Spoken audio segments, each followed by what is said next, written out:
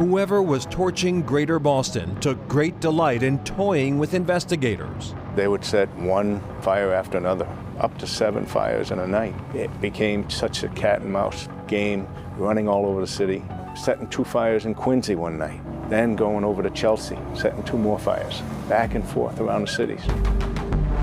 I remember coming to work some nights and instead of waiting around for the assignment desk to tell me where I was going, just getting in a car with the photographer and going downtown and waiting for dark for what was going to burn tonight. Former Channel 5 reporter David Ropey remembers the toll the unrelenting flames took on firefighters who were short-staffed because of Prop 2.5 budget cuts. I remember those guys putting on a brave face. It was honest, but it was covering up a concern that I think you could almost sense that they had. 3 days ago, a fire in Roxbury nearly killed 3 of these men when a building collapsed after firefighters had gone outside for a rest. They risk their lives nearly every night. It is true that the more fires they fight, the greater the risk. The men at the Dudley Street station tonight think of this night as just another night on the job. Well, this is a luck business. You know, we just hope that our luck runs tonight. We don't get a busy night, and if we do, then we just try and cope with the fatigue that we'll have because we'll be running from one fire to another. You have to block out that thought about this fellow running around or people lighting fires, and it's just part of the job.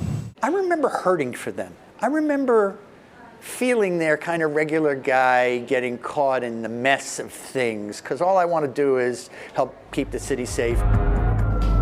They were tired when they got through a night, especially with 2 or 3 major fires. Those guys were exhausted. The deck was really stacked against them.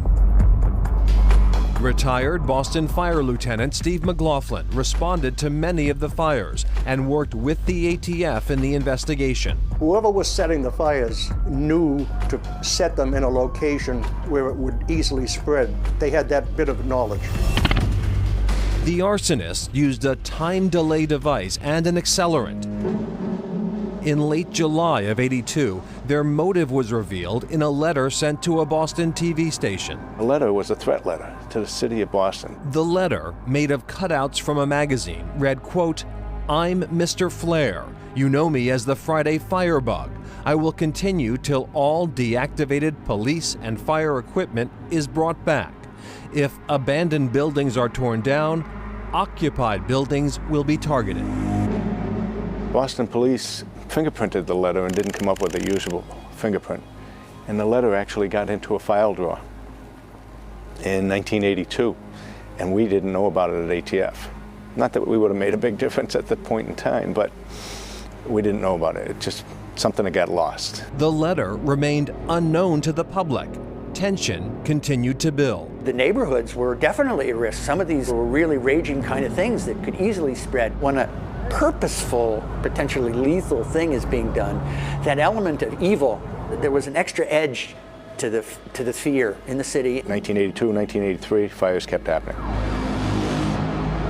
Wow, and despite the budget issues that resulted in Proposition 2.5, some of the firefighters were rehired in 1982 after the so-called Traeger bill passed. Right, that was essentially a bailout bill to help the city climb out of its budget deficit. That allowed them to put more first responders on the streets, which was a good thing, but the arsons didn't stop. They kept going. Next, an arrest leads to a crack in the conspiracy.